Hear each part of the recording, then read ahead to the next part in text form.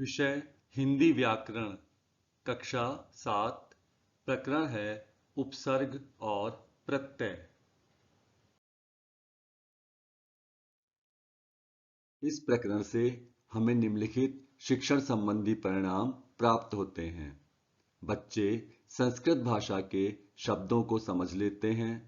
बच्चे मूल शब्द के अर्थ में परिवर्तन को समझ लेते हैं। बच्चे शुद्ध हिंदी लेखन के प्रति सजग रहते हैं।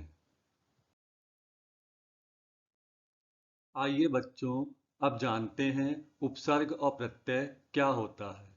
हिंदी भाषा में शब्दों की रचना कई प्रकार से की जाती है। इन्हीं में से एक विधि है शब्दों के आरंभ या अंत में कुछ शब्दांश जोड़कर नए शब्द बनाना। इस तरह से प्राप्त नए शब्द के अर्थ में नवीनता देखी जा सकती है। जैसे हार, इस शब्द का अर्थ होता है पराजय या फूलों की माला, परंतु यदि इसके पूर्व में आ, प्रा, वी जोड़ दिया जाए तो नए शब्द क्रमशः आहार, प्रहार, विहार बन जाते हैं, जिनका अर्थ भी मूल शब्द के अर्थ से एकदम अलग होता है। तो अब जानते हैं कि ये उपसर्ग क्या होता है। बच्चों, वे शब्दांश जो किसी शब्द के आरंभ में अर्थात शुरू में जुड़कर उसके अर्थ में परिवर्तन या कोई विशेषता ला देते हैं, उन्हें हम उपसर्ग कहते हैं। जैसे यहाँ आप देख सकते हैं, मूल शब्द है गमन, मान, पात्र, लेकिन यदि इनसे पहले क्रमशः आ, अप, कु जोड़ दिया जाए तो ये शब्द क्रमशः आगमन, अपमान, कुपात्र बन जाते हैं, जिनका अर्थ बिल्कुल ही अलग है। तो यहाँ आ, अप, कु उपसर्ग है। आइए उपसर्ग के कुछ उदाहरण देखते हैं।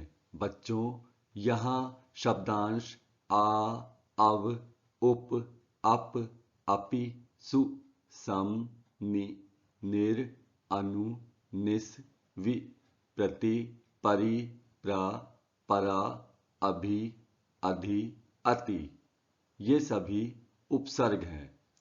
आइए देखते हैं मूल शब्द में ये उपसर्ग जुड़कर कैसे एक नया शब्द बनाते हैं।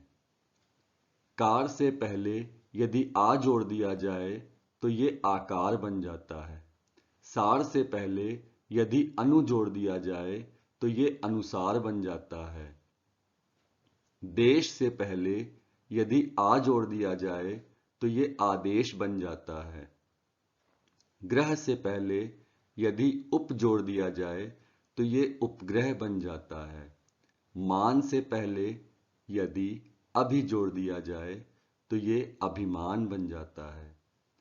इसी प्रकार वार से पहले परि जोड़ दिया जाए तो ये परिवार बन जाता है। आवरण से पहले परि जोड़ दिया जाए तो ये पर्यावरण बन जाता है। गम से पहले सु जोड़ दिया जाए तो ये सुगम हो जाता है। आचार से पहले अति जोड़ दिया जाए तो ये अत्याचार बन जाता है। और गुण से पहले यदि अव जोड़ दिया जाए तो नया शब्द अवगुण बन जाता है।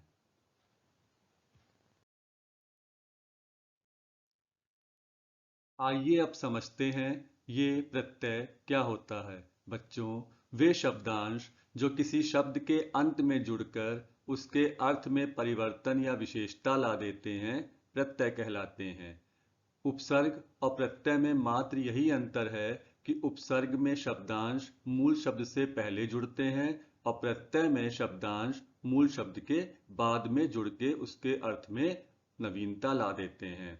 जैसे प्रतिभा, पर्वत, लेख, ये सभी मूल शब्द हैं, लेकिन यदि इनके आगे वान, ईय, इत जोड़ दिया जाए तो ये शब्द क्रमशः प्रतिभावान, पर्वतीय, लिखित बन जाते हैं। यहाँ वान, ईय, इत प्रत्यय हैं। आइए प्रत्यय के कुछ उदाहरण देखते हैं। बच्चों, यहाँ मूल शब्द अगर दिख है तो उसमें प्रत्यय आवा जोड़ने पर नया शब्द दिखावा बन जाता है। ऐसे ही मूल शब्द पहन में प्रत्यय आवा जोड़ने पर ये पहनावा बन जाता है। मूल शब्द भाव में यदि प्रत्यय उक जोड़ा जाए तो ये नया शब्द भावुक में बदल जाता है। मूल शब्द लेख में यदि प्रत्यय अन जोड़ा जाए तो नया शब्द लेखन बन जाता है। मूल शब्द सुन में यदि प्रत्यय वाई जोड़ा जाए तो नया शब्द सुनवाई बन जाता है। इसी प्रकार मूल शब्द हंस में यदि प्रत्यय ई जोड़ा जाए तो नया शब्द हंसी बन जाता है। आइए बच्चों कुछ उदाहरण देखते हैं जिसमें मूल शब्द में प्रत्यय इक जोड़कर नए शब्द बनाए जाते हैं। इसके कुछ नियम हैं। आइए पहले हम लोग नियम को समझते हैं। बच्चों, यदि मूल शब्द का प्रथम स्वर अ या आ हो तो नए शब्द का प्रथम स्वर आ हो जाता है। यदि मूल शब्द का प्रथम स्वर इ, ई, ए, हो तो नए शब्द का प्रथम स्वर ए हो जाता है।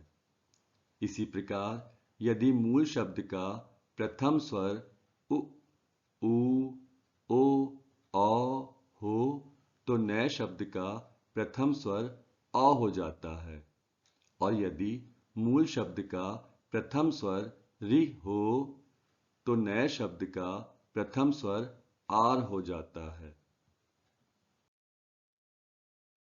जैसे मेरा मूल शब्द है अंश, तो इसमें प्रथम स्वर छोटा आ है। जब इसमें एक जोड़ेंगे तो प्रथम स्वर बड़ा आ हो जाएगा, तो अंश में एक जोड़ने पर आंशिक हो जाएगा। विवाह में प्रथम स्वर वि यानी कि छोटा ई है, तो छोटा ई जो है वो ए स्वर में बदल जाएगा, तो विवाह प्लस इक बराबर वैवाहिक। प्रथम प्लस इक बराबर प्राथमिक। कर्म प्लस इक बराबर कार्मिक। प्रमाण प्लस इक बराबर प्रामाणिक। मध्यम प्लस इक बराबर माध्यमिक। भूगोल प्लस इक। अब यहां देखिए बच्चों, भूगोल भू तो प्रथम स्वर भू यानी ऊ की आवाज आ रही है, तो ऊ जो है वो औ में बदल जाएगा, तो भूगोल प्लस इक बराबर भौगोलिक। भूमि प्लस इक, यहां भी ऊ की ध्वनि आ रही है, तो ये बन जाएगा भौमिक। विकल्प प्लस इक विकल्प, ध्वनि क्या आ रही है वि, तो वि अर्थात छोटा ई, तो छोटा ई ए में बदल जाएगा, तो विकल्प प्लस इक बराबर वैकल्पिक। विज्ञान प्लस इक बराबर वैज्ञानिक। धर्म प्लस इक बराबर धार्मिक। मुख प्लस इक, अब यहां बच्चों देखिए मुख, तो प्रथम स्वर मु अर्थात उ की आवाज आ रही है, तो उ जो है वो औ में बदल जाएगा, तो मुख प्लस इक बराबर मौखिक। परलोक प्लस इक बराबर पारलौकिक। चमत्कार प्लस इक बराबर चामत्कारिक। इतिहास प्लस इक बराबर ऐतिहासिक। इच्छा प्लस इक बराबर ऐच्छिक। तो बच्चों, अगर ये नियम आपको समझ में आ जाए तो इक प्रत्यय जोड़कर आप बहुत आराम से नए शब्दों को बना लेंगे। आइए बच्चों, तो अब देखते हैं कि आप उपसर्ग और प्रत्यय को कितना समझे हैं। पहला प्रश्न आपके लिए है, उपसर्ग अध जोड़कर नया शब्द बनाएं। उपसर्ग अन का प्रयोग करके नया शब्द बनाएं। उपसर्ग उन का प्रयोग करके नया शब्द बनाएं।